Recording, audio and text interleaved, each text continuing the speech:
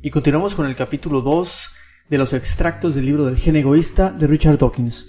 Y empezamos con la primera pregunta que dice: ¿qué pasaría si llega un nuevo líder de manada a un grupo si las hembras ya están invirtiendo en dar a luz a crías de otro macho? Y nos dice Richard: existe algo conocido como el efecto Bruce. El ratón macho segrega un producto químico que al ser olido por una hembra preñada puede causarle el aborto. Solo aborta si el olor es diferente del de su antiguo compañero.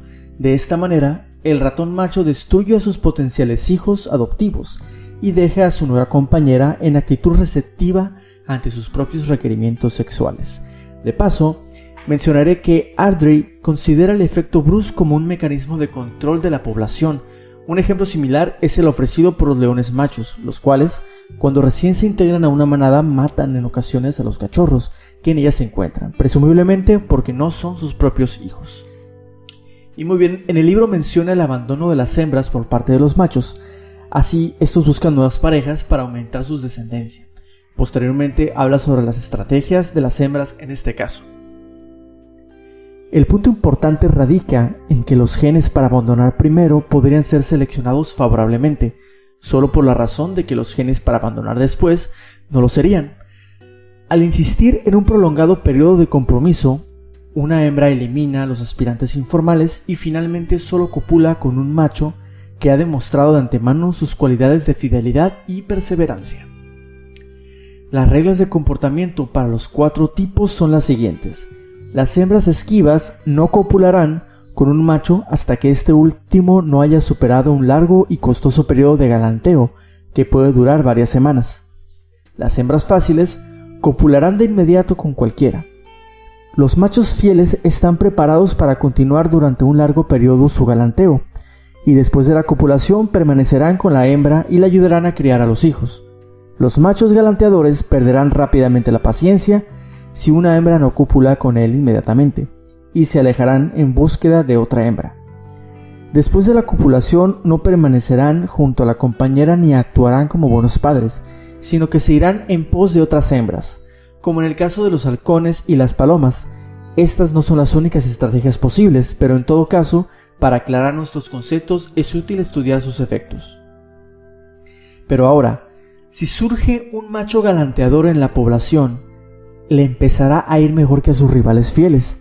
En una población en que todas las hembras son fáciles, las ganancias para un macho galanteador serán grandes. Desde luego, si un hijo es criado con éxito y no paga ninguno de los 2 costos.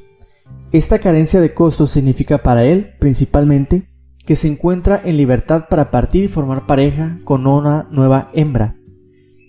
En una población en que todas las hembras son fáciles, los genes de los galanteadores se esparcirán como un reguero de pólvora. Si los galanteadores incrementan su número con tanto éxito que llega a dominar el sector masculino de la población, las hembras fáciles se encontrarán en un aprieto espantoso. Cualquier hembra esquiva tendrá una fuerte ventaja sobre ellas. Si una hembra esquiva encuentra un macho galanteador, no resultará nada. Ella insiste en un galanteo prolongado, él rehúsa y se aleja en búsqueda de otra hembra. También es útil para la hembra la práctica, que ya he mencionado, de la alimentación que el macho debe darle a su futura compañera durante el periodo de galanteo. En los pájaros, este comportamiento ha sido a menudo considerado como un tipo de regresión al comportamiento juvenil por parte de la hembra. Ella le implora al macho utilizando los mismos gestos que un polluelo emplearía. Se ha supuesto que ello ejerce una automática atracción en el macho, de la misma manera que un hombre encuentra el balbuceo o el hacer pucheros atractivos en una mujer adulta.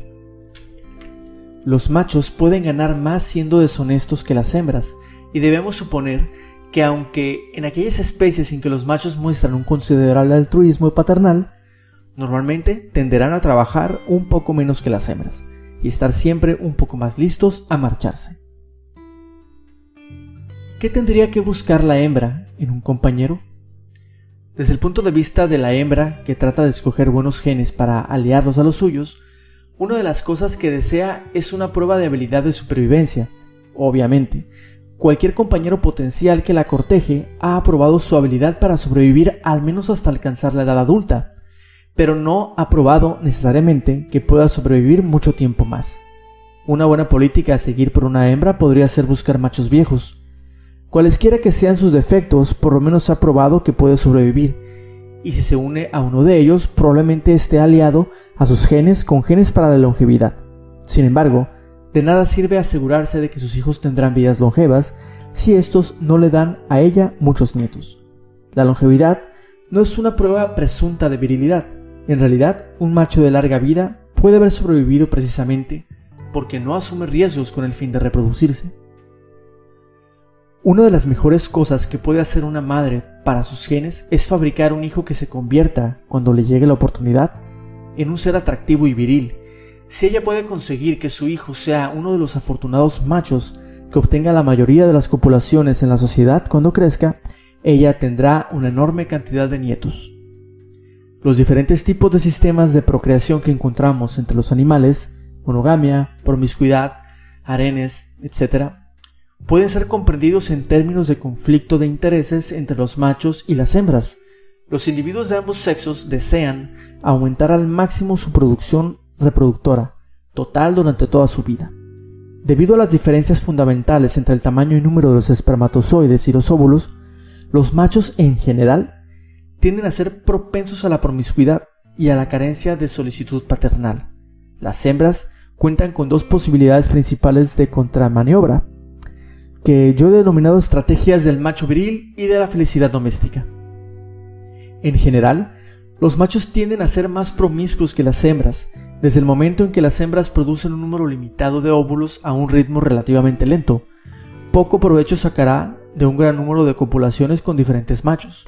Y un macho, por otra parte, puede producir millones de espermatozoides cada día. Sacará buen provecho de cuántos apareamientos pueda conseguir. Ello puede sugerir que las hembras humanas utilizan la estrategia de la felicidad doméstica, más bien que la estrategia del hombre viril. La mayoría de las sociedades humanas son, en realidad, monógamas. Lo que esta asombrosa variedad sugiere es que la forma de vida del hombre está determinada, en gran medida, por la cultura más bien que por los genes. Sin embargo, aún es posible que los machos humanos en general tengan tendencia a la promiscuidad y las hembras a la monogamia. El altruismo llegando al sacrificio en las hormigas y abejas. En las hormigas olla de miel existe una casta de obreras con abdómenes grotescamente hinchados, repletos de alimentos, cuya única función en la vida es colgar inmóviles del techo como bombillas hinchadas, utilizadas como almacenamiento de víveres para las otras obreras. En el sentido humano, no viven en absoluto como individuos.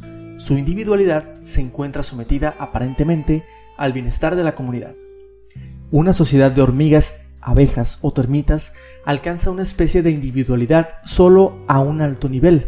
El alimento es compartido hasta el extremo de que se podría hablar de un estómago común. La información se transmite con tanta eficiencia mediante señales químicas y por la famosa danza de las abejas, que la comunidad se comporta casi como si fuese una unidad con un sistema nervioso y órganos sensoriales propios. Los intrusos que vienen de fuera son reconocidos y rechazados con algo de la selectividad propia de un sistema de reacción de inmunidad de un cuerpo.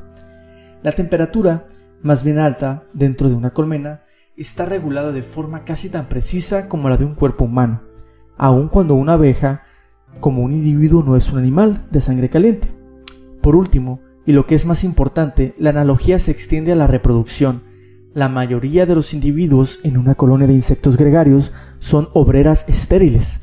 La línea germinal o embrionaria, la línea de la continuidad de los genes inmortales, fluye a través de los cuerpos de una minoría de individuos, los reproductores. Son análogos a nuestras propias células reproductoras de nuestros testículos u ovarios. Las obreras estériles son la analogía de nuestro hígado, músculos y células nerviosas. El comportamiento de los kamikaze y otras formas de altruismo y cooperación por parte de las obreras no es sorprendente una vez que aceptamos el hecho de que son estériles. El cuerpo de un animal normal es manipulado para asegurar la supervivencia de los genes, ya sea mediante la procreación de descendientes o el cuidado de los otros individuos que contienen los mismos genes. El suicidio, en bien del cuidado de otros individuos, es incompatible con la futura procreación de descendientes propios. El suicidio como autosacrificio, por lo tanto, rara vez evoluciona, pero una abeja obrera nunca tiene hijos propios. Todos sus esfuerzos están destinados a preservar sus genes mediante el cuidado de sus parientes, exceptuando a sus hijos. La muerte de una abeja obrera estéril no tiene mayor importancia para sus genes que la caída de una hoja en otoño para los genes de un árbol. Las hormigas y sus animales domésticos. Las hormigas poseen sus propios animales domésticos, así como sus plantas de cultivo. Los áfidos, pulgones verdes y otros insectos similares están altamente especializados en absorber la savia de las plantas. Bombean la savia de las venas de las plantas, siendo en esto más eficientes que luego en digerirla. El resultado de ello es que excretan un líquido al que solo se le ha extraído parte de su valor nutritivo. De la parte trasera del insecto salen gotas de secreción dulce con un alto contenido de azúcar a un ritmo considerable. En ciertos casos, la excreción emitida en una hora excede el propio peso del insecto. Dicha secreción dulce debería caer, normalmente, a la tierra. Bien podría haber sido el alimento providencial conocido como el maná del Antiguo Testamento, pero las hormigas de diversas especies lo interceptan tan pronto como abandonan el cuerpo del insecto. Las hormigas ordeñan a los áfidos frotando suavemente los cuartos traseros con sus antenas y patas. Los áfidos responden a esto. En algunos casos retienen aparentemente sus gotas hasta que una hormiga los acaricia, y aún retiran una gota si una hormiga no está dispuesta a recibirla. Se ha sugerido que algunos áfidos han desarrollado una parte posterior de aspecto y tacto similares al rostro de una hormiga, para atraerlas mejor. Lo que los áfidos ganan de esta relación es una aparente protección de sus enemigos naturales, al igual que nuestro ganado lechero. Viven a cubierto, y las especies de áfidos que son muy cultivados por las hormigas han perdido sus normales mecanismos de defensa. ¿Hemos evolucionado para actuar de una forma egoísta? Trivers llega hasta el extremo de sugerir que muchas de nuestras características psicológicas, tales como la envidia, sentimiento de culpa, gratitud, simpatía, etc., han sido planeadas por la selección natural como habilidades perfeccionadas de engañar, de detectar engaños y de evitar que otra gente piense que uno es un tramposo. De especial interés son los engaños sutiles, que parecen estar pagando un favor recibido, pero que devuelven levemente menos de lo que reciben. Es aún posible que el abultado cerebro del hombre y su predisposición a razonar matemáticamente haya desarrollado un mecanismo de engaño más tortuoso y de una detección más penetrante del engaño cometido por otros. El dinero constituye un signo formal de altruismo recíproco retardado. Los memes como replicadores. Pienso que un nuevo tipo de replicador ha surgido recientemente en este mismo planeta. Lo tenemos frente a nuestro rostro. Se encuentra todavía en su infancia, aún flotando torpemente en su caldo primario, pero ya está alcanzando un cambio evolutivo a una velocidad que deja al antiguo gen jadeante y muy atrás. El nuevo caldo es el caldo de la cultura humana. Necesitamos un nombre para el nuevo replicador, un sustantivo que conlleve la idea de una unidad de transmisión cultural o una unidad de imitación. Mímeme se deriva de una apropiada raíz griega, pero deseo un monosílabo, algo que suene parecido a gen. Espero que mis amigos clasicistas me perdonen si abrevio mímeme y lo dejo en meme. Si sirve de algún consuelo, cabe pensar, como otra alternativa, que se relaciona con la memoria, o con la palabra francesa meme. En inglés debería pronunciarse meme. Ejemplos de memes son tonadas o sones, ideas, consignas, modas en cuanto a vestimenta, formas de fabricar vasijas o de construir arcos. Al igual que los genes se propagan en un acervo génico al saltar de un cuerpo a otro mediante los espermatozoides o los óvulos, así los memes se propagan en el acervo de memes al saltar de un cerebro a otro mediante un proceso que, considerando en su sentido más amplio, puede llamarse de imitación. Si un científico escucha o lee una buena idea, la transmite a sus colegas y estudiantes, la menciona en sus artículos y ponencias, si la idea se hace popular, puede decirse que se ha propagado, esparciéndose de cerebro en cerebro. Como mi colega Humphrey claramente lo resumió en un previo borrador del presente capítulo, se debe considerar a los memes como estructuras vivientes, no metafóricas, sino técnicamente. Cuando plantas un meme fértil en mi mente, literalmente parasitas mi cerebro, convirtiéndolo en un vehículo de propagación del meme, de la misma forma que un virus puede parasitar el mecanismo genético de una célula anfitriona. Y esta no es solo una forma de expresarlo, el meme, para digamos creer en la vida después de la muerte, se ha realizado en verdad físicamente millones de veces como una estructura del sistema nervioso de los hombres individuales a través del mundo. El meme Dios. El valor de supervivencia del meme Dios en el acervo de memes resulta de la gran atracción psicológica que ejerce. Aporta una respuesta superficialmente plausible a problemas profundos y perturbadores sobre la existencia. Sugiere que las injusticias de este mundo serán rectificadas en el siguiente. Dios existe, aun cuando sea en la forma de un meme con alto valor de supervivencia o poder contagioso, en el medio ambiente dispuesto por la cultura humana. Cuando morimos, hay dos cosas que podemos dejar tras nuestro: los genes y los memes. Fuimos construidos como máquinas de genes, creados para transmitir nuestros genes, pero tal aspecto nuestro será olvidado al cabo de 3 generaciones. Tu hijo, aún tu nieto pueden parecerse a ti, quizás en los rasgos faciales, en talento para la música, en el color del cabello, pero a medida que pasan las generaciones, la contribución de tus genes es dividida en 2. No pasa mucho tiempo sin que alcance proporciones insignificantes. Nuestros genes pueden ser inmortales, pero la colección de genes que forman a cada uno de nosotros está destinada a desintegrarse hasta desaparecer. Pero si contribuyes al mundo de la cultura, si tienes una buena idea, compones una melodía, inventas una bujía, escribes un poema, cualquiera de estas cosas puede continuar viviendo, intacta, mucho después que tus genes se hayan disuelto en el acervo común. Sócrates puede o no tener 1 o 2 genes vivos en el mundo actual, como lo señaló Williams, pero ¿a quién le importa? En cambio, los complejos de memes de Sócrates, Leonardo, Copérnico y Marconi todavía son poderosos. El punto que deseo subrayar es el siguiente: aun si nos ponemos pesimistas y asumimos que el hombre es fundamentalmente egoísta, nuestra previsión consciente, nuestra capacidad de simular el futuro en nuestra imaginación, nos podrá salvar de los peores excesos egoístas de los ciegos replicadores. Contamos al menos con el equipo mental para fomentar nuestros intereses egoístas considerados a largo plazo, en vez de favorecer solamente nuestros intereses egoístas inmediatos. Somos construidos como máquinas de genes y educados como máquinas de memes, pero tenemos el poder de rebelarnos contra nuestros creadores. Solo nosotros en la Tierra podemos rebelarnos contra la tiranía de los replicadores egoístas. Creo que es importante el cómo nos construimos y evitar ser construidos por las superficialidades del mundo, pero parece ser hasta el momento que incluso biológicamente estamos destinados a ser egoístas y peor aún, que esta es la mejor estrategia. ¿De qué sirve ser una buena persona altruista bajo ese panorama? Los buenos chicos acaban primero. Si traducimos esta frase coloquial al lenguaje darwiniano, el buen chico es un individuo que ayuda a otros miembros de su misma especie a sus propias expensas, para que sus genes pasen a la siguiente generación. Los buenos chicos, por consiguiente, parecen destinados a disminuir en número. La bondad muere de la muerte darwiniana, pero hay otra interpretación técnica para el término bueno.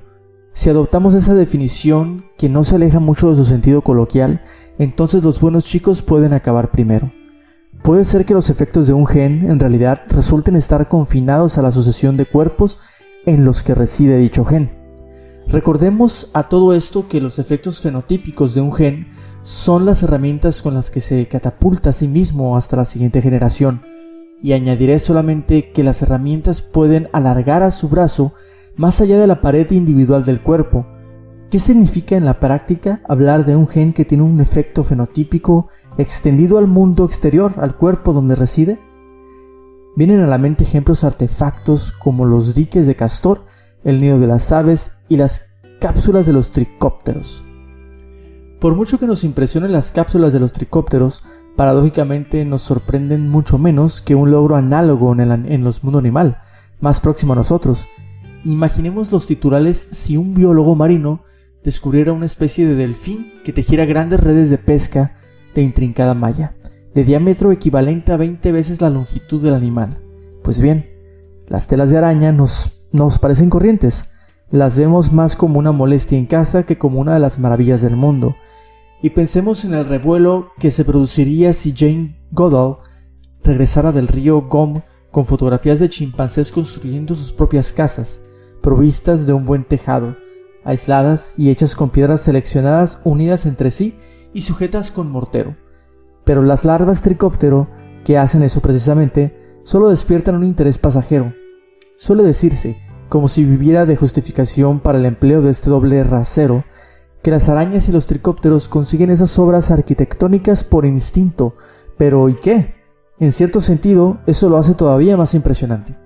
La cápsula de los tricópteros es solo la extensión de una secuencia de este tipo. La dureza de las piedrecillas es un efecto fenotípico extendido de los genes del insecto. Si es perfectamente legítimo decir que un gen afecta a la rugosidad de un guisante o el sistema nervioso de un animal, como creen todos los genetistas, es igualmente legítimo hablar de que un gen afecta a la dureza de las piedrecillas de la cápsula de una larva de tricópteros. Una idea sorprendente, ¿no es verdad? Pero el razonamiento es impecable. El teorema central del fenotipo extendido, la conducta de un animal tiende a maximizar la supervivencia de los genes. Para dicha conducta, estén o no esos genes en el cuerpo del animal particular que la practica. ¿Por qué los genes se agrupan en células? La cooperación entre genes no se limita a la bioquímica celular.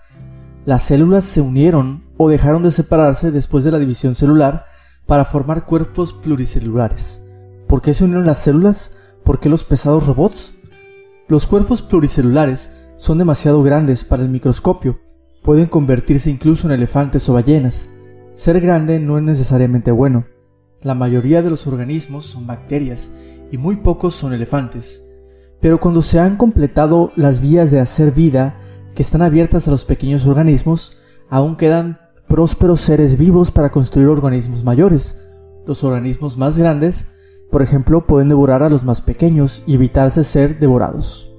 El ciclo vital del enorme y voluminoso elefante comienza y finaliza en un punto estrecho de un embotellamiento, un cuello de botella. Esto es característico del ciclo vital de todos los animales pluricelulares y de la mayoría de las plantas. ¿Por qué? ¿Qué significa? No podemos responder sin analizarlo como sería la vida sin ello. 3 razones por las que una historia embotellada de la vida tiende a fomentar la evolución del organismo como un vehículo discreto y unitario. Las 3 pueden etiquetarse, respectivamente, como volver a la mesa del dibujo, ciclo temporalmente ordenado y uniformidad celular. ¿Cuál fue primero, el embotellamiento del ciclo vital o el organismo discreto? Me gustaría pensar que evolucionaron de modo conjunto. La unidad fundamental, el primer impulsor de la vida, es el replicador. Un replicador es cualquier cosa del universo de la que se hacen copias. Los replicadores se generan, en primer lugar, por casualidad, por el empujón aleatorio de pequeñas partículas. Una vez existe el replicador, es capaz de generar una serie indefinidamente grande de copias de sí mismo. Sin embargo, ningún proceso de copia es perfecto y la población de replicadores acabará conteniendo algunas variedades que difieren entre sí. Algunas de dichas variedades habrán perdido la capacidad de autorreplicación, otras seguirán haciéndolo, pero de forma menos eficiente. Otras más se encontrarán en posesión de nuevos trucos, se han vuelto mejores autorreplicadores que sus antecesores y contemporáneos. Son sus descendientes los que dominarán la población. Al pasar el tiempo, el mundo se llena de los replicadores más poderosos e ingeniosos. De modo gradual, van descubriéndose maneras más elaboradas de ser un buen replicador. Los replicadores no solo sobreviven en virtud de sus propias propiedades intrínsecas, sino también por sus consecuencias sobre el mundo. Estas pueden ser bastante indirectas. Todo lo necesario es que, eventualmente, dichas consecuencias, por tortuosas o indirectas que sean, regresen y afecten el éxito del replicador para copiarse a sí mismo. El éxito que un replicador tiene en el mundo depende del tipo de mundo que haya, es decir, de las condiciones preexistentes. Entre las condiciones más importantes estarán los otros replicadores y sus consecuencias. En cierto punto de la evolución de la vida en nuestro planeta, esta conspiración de replicadores mutuamente compatibles comenzó a formalizarse en la creación de vehículos discretos, células y más tarde cuerpos pluricelulares. Los vehículos que desarrollaron un ciclo de vida embotellado prosperaron y se volvieron más discretos y parecidos a vehículos. Este empaquetamiento de materia viva en vehículos discretos se convirtió en una característica tan destacada y dominante que cuando los biólogos aparecieron en escena y comenzaron a plantear cuestiones acerca de la vida, sus preguntas se centraron en la mayoría de los casos en los vehículos, en los organismos individuales. El organismo individual fue el primero en llegar a la conciencia de los biólogos, mientras que los replicadores, conocidos ahora como genes, se consideraron una parte de la maquinaria utilizada por los organismos individuales. Requiere un deliberado esfuerzo mental volver a poner las cosas en orden en biología y recordar que los replicadores fueron los primeros en importancia y en la historia. Una manera de recordarnos nosotros mismos es reflejar que, incluso hoy, no todos los efectos fenotípicos de un gen van ligados al cuerpo individual en que reside. Es cierto que en principio y también en la realidad, el gen se extiende más allá de los límites del cuerpo individual y manipula objetos del mundo exterior. Algunos de ellos son inanimados, otros seres vivientes y algunos están muy alejados de él. Con solo un poco de imaginación podemos ver al gen sentado en el centro de una red radiante de poder fenotípico extendido, y cualquier objeto en el mundo es el centro de una red convergente de influencias procedentes de muchos genes situados en muchos organismos. El largo brazo de los genes no conoce límites obvios. Todo el mundo está entrecruzado de flechas casuales que unen genes a efectos fenotípicos lejos y cerca. Pero el cuerpo individual, que nos es tan familiar en nuestro planeta, no tiene por qué existir. La única clase de entidad que debe existir para que surja la vida en cualquier lugar del universo es el replicador inmortal. Y con eso terminamos de revisar los extractos del libro del gen egoísta de Richard Dawkins, ampliamente recomendado. Que lean el libro, se los recomiendo muchísimo. Gracias.